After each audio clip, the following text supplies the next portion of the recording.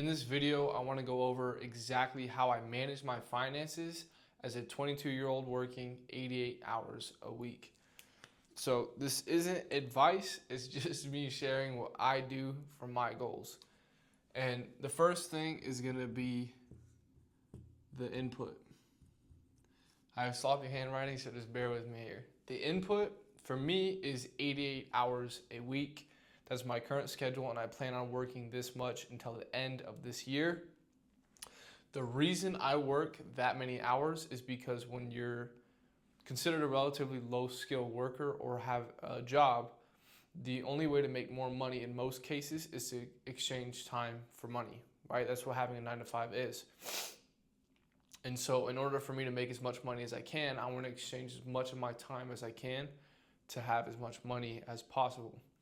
So if I'm competing with someone who's working 40 hours a week, right, which is an average work week, that's considered full-time labor, and I'm working 88 hours a week, that means for every 1 week they work, I work 2 weeks and another full day.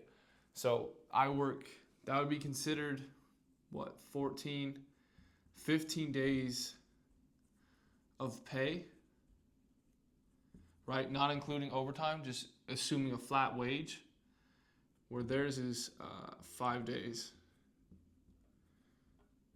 of pay. And mind you, these are both in 1 week. So every single week, the average person is going to get 5 days of pay, because people also take 2 days off, the weekends, whatever it is. They'll take 2 days a week off.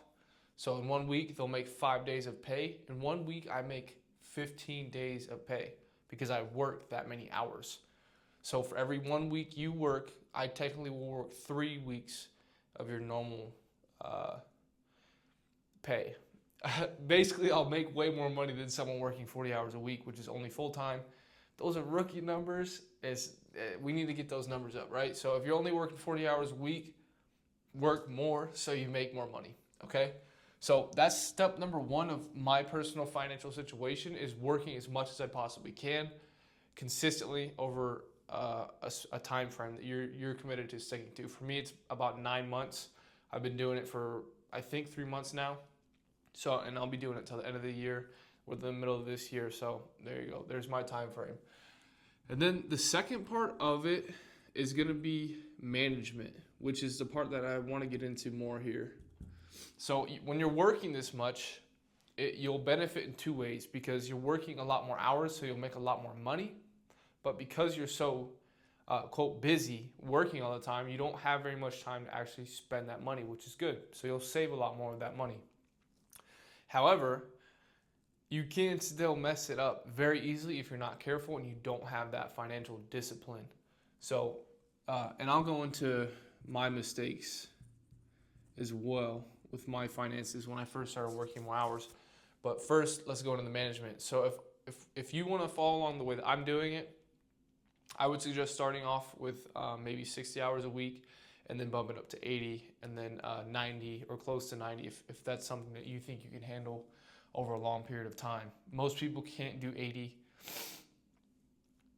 but we don't want to be most people on this channel. So for management, if you're working 88 hours a week or even 80 hours a week, I want you to be living off of 30% of your income or less.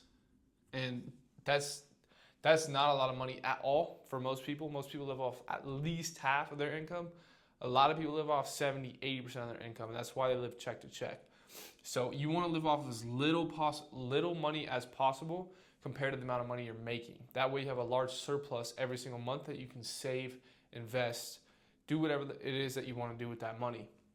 So if you're making 30%, if you're living off 30% of your income, then you want to invest at least 50%, save or invest 50% of your income, right? And that leaves you with 20%.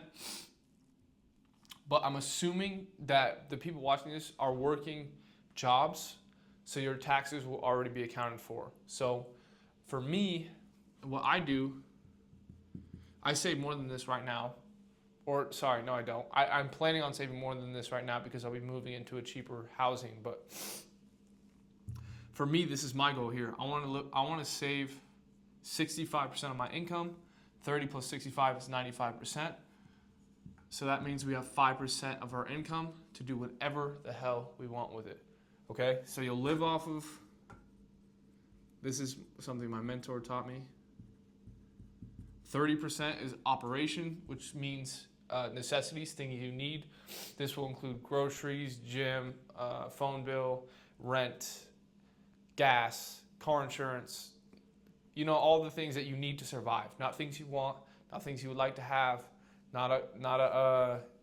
know what I'm saying? Just things you need to live. So operations is 50%. And then investments or savings. I really want you guys, if you want to take this as advice, to do 65%, but at bare minimum, do 50. At bare minimum, do 50%. Because it's really hard to fail if you're saving or investing half of every dollar that you make.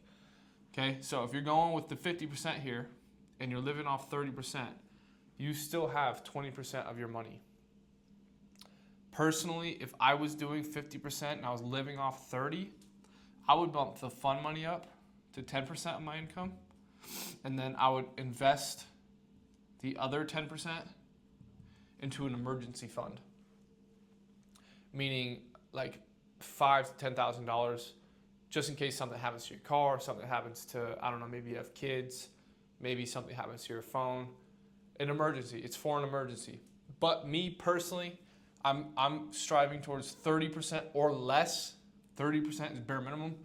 Living off 30%, investing 65% or saving it, and then 5% is my fun money. So if I want a fresh new pair of shoes, that's my 5%. If I want to buy a new fancy car and I want to put it on payments instead of buying it cash like you should, that's going to be off 5% of my income. It's not a necessity. My car works just fine, right? So the goal of this, having such a little amount of money to spend on things you want, will drive you to make more money and increase the amount of money you make per hour, right? If I want a $2,000, $3,000 laptop and it's not something I need, it's going to come out of my 5%. And if you know math, that's a lot of money that I would have to make to justify spending $2,000, $3,000. Right? Same with the operations. If you want to live in a really nice condo or a big house, a $5,000 a month place, something crazy nice, and you want it to be off 30% of your income, you're going to have to make a lot more money. But that's why we're working 80 hours a week, right? That's why we're working 80 hours a week. For me, I don't really want a really big house, at least not right now. I'm cool with having a 1 bed, 1 bath for my goals because I'm thinking long term.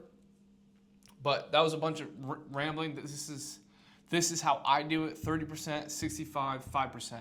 Okay, and if you're working this many hours a week and you're not able to live off 30% of your income, you need to either ask for a raise or promotion at your place, a justified raise at your place that you work at, or get a new job that pays more. Learn a different skill, trade your time for more money.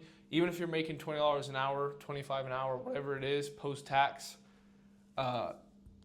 80 hours a week, man, you'll have a lot more money than most people. You'll probably be in the top 10% very quickly. So it's just that most people aren't willing to work 80 hours a week. A lot of places don't give you overtime hours, and I understand that as well. If you need to get a second job, get a second job. If you need to drive Uber. Just work those 80 hours a week so that you can make those investments and start contributing into your future fund. Now I'm going to go over the mistakes I made when I first started working a lot of hours. So I've worked off and on at least 60 hours a week since I was 19, but a lot of those years I worked 80 hours a week. I used to work 8 to 8, 7 days a week, which is 84 hours a week. I currently work the most hours I've ever worked in my life, which is 88 a week. But when I was 19, I started working, like I said, I think 84 hours a week if I stand correctly. And one of the things I did wrong was I didn't have separate bank accounts. I only had one bank account. So all the money I made, I put into one bank account. And eventually I got to a point where I had like $12,000, $15,000 saved up. And I ended up just spending all of it. I spent all of it because I didn't have a system where I was allowing myself the discipline to have a little bit of fun money, or allowing myself the system to make investments and then have that fun money left over to allow myself a little bit of fun, a little bit of leeway, a little bit of a reward, so to speak, for that work that I am putting in to kind of keep me going, you know? Now I'm at a place where I don't need rewards. I love working. I love the grind, the journey of it. I don't need an extra form of positive reinforcement to motivate me to continue doing what I'm doing, because for me, the money is rewarding enough, you know, to keep me going as of right now. But something I didn't mention is, like, for me, I have a lot of money in my baller account. That's what my mentor calls it. And I dropped the marker, so we're gonna use the red one. That's what my mentor calls it. It's a baller account. So basically, a baller account just means you can spend the money on anything that you want. But what I didn't mention is, like, for me, I save a lot of my baller money, and I'll save it up until I can buy something I really want. You know, you can't blow it every single month to start that loop of positive reinforcement. And I would recommend, if you're just starting, to do that, because if you're the first 80-hour week you work, you're probably gonna be so exhausted that you don't even know what to do with yourself. So yeah, go eat out, have some fast food, buy some fresh shoes, get some new jewelry, get a nice outfit, something rewarding to spoil yourself for that work. All right. So the mistakes I made was what did I buy when I first started working a lot? I don't know exactly what it was, but I somehow just went through 12 grand like it was nothing. And it took me months to save that money, right? Even though you're working 8 hours a week, I was only 19. How much can you really get paid at 19? At 19 years old. So, I mean, that's just, I'm not really sure what else to say on it. I don't want to get into the exact numbers of how much I make, because I think that's a little bit personal. But I really think if people would just do this, man, you can't fail. I think that so many problems in life are solved by making more money, that if people would just work and accept that working is part of life, and there will be seasons, years at a time, where you will have to work a lot more than most people to get to where you try to go, I think we would all be a little bit better off. You know, you want to get to a point where you don't have to work 80 hours a week, but you choose to because you love doing what you do. That's my goal, at least. But I have a very type A personality where I like to work a lot. So this is a little bit different than the other kind of stuff that I've been posting, but this is just how I personally manage my finances as a 22-year-old who works 88 hours a week. If you guys want to see anything specific from me, let me know. I am going to be posting a YouTube video every single day, at least until the end of this year, on top of my 88 hours a week that I'm working, and on top of going to the gym. So I'm busy, I'm working, I'm ready to dedicate myself for this channel. You guys just let me know if you want to see. I know right now we only have a few people watching, but I do appreciate those of you that are supporting me. I will make a video soon talking about how I do manage this workload with going to the gym and my other fitness stuff. So until next time, you guys, until tomorrow, see you then. Peace.